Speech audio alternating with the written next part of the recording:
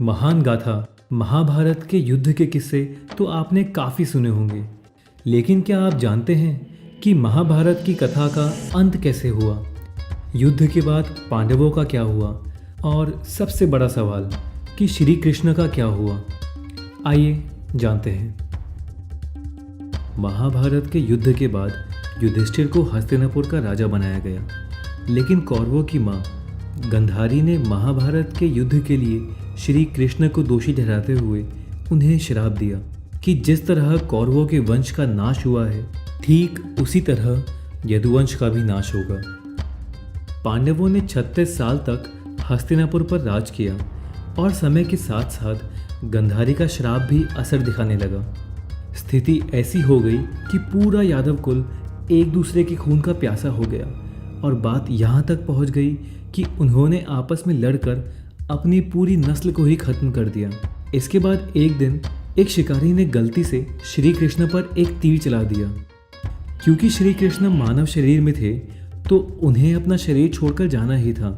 उस शिकारी के तीर से लगने के बाद कृष्ण जी विष्णु के रूप में आए और अपना शरीर त्याग दिया। इस घटना के बाद श्री वेद व्यास ने अर्जुन से कहा कि अब पांडवों के जीवन का उद्देश्य खत्म हो चुका है और अब उन्हें हिमालय की ओर अपनी अंतिम यात्रा करनी चाहिए। ये वो वक्त था जब द्वापर युग खत्म होने वाला था और कलयुग की शुरुआत होने वाली थी।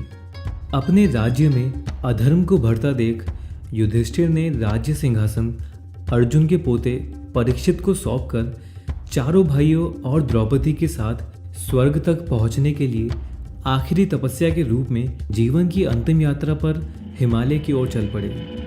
एक कुत्ता भी उनके साथ साथ चल दिया। स्वर्ग की उनकी यात्रा में एक एक करके पांडवों की मृत्यु होने लगी। सबसे पहले द्रौपदी की मृत्यु हुई और फिर एक एक करके सहदेव, नकुल, अर्जुन और भीम का भी अंत हो गया। इन सब की मौत का कारण था सबके अपने अपने गुरूर की वजह से आई हुई अलग अलग परेशानियां। सिर्फ युधिष्ठिर, जिसने कभी भी गुरूर नहीं किया, कुत्ते के साथ हिमालय के पार स्वर्ग के दरवाजे तक पहुंच सका।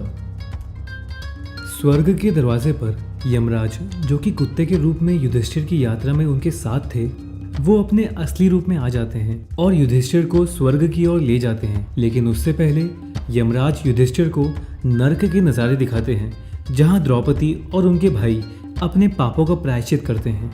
लेकिन बाद में इंद्रदेव के कहने पर चारों पांडव और द्रौपदी अपने कर्मों की सजा भुगतकर युधिष्ठिर से स्वर्ग में मिल जाते हैं। तो इस तरह श्री कृष्ण और पांडवों ने इस संसार से विदा लिया और उनके साथ ही खत्म हुआ द्वापर युग, जिसके बाद कलयुग आरंभ हुआ, जिसे आप और हम जी रहे हैं। अगर आपको ये वीडियो अच्छा लगा हो तो प्लीज़ वीडियो को लाइक करिए और हमें नीचे कमेंट्स में बताइए, और प्लीज़ इस चैनल को सब्सक्राइब करिए और सब्सक्राइब करने के लिए यहाँ क्लिक करें। Thank you.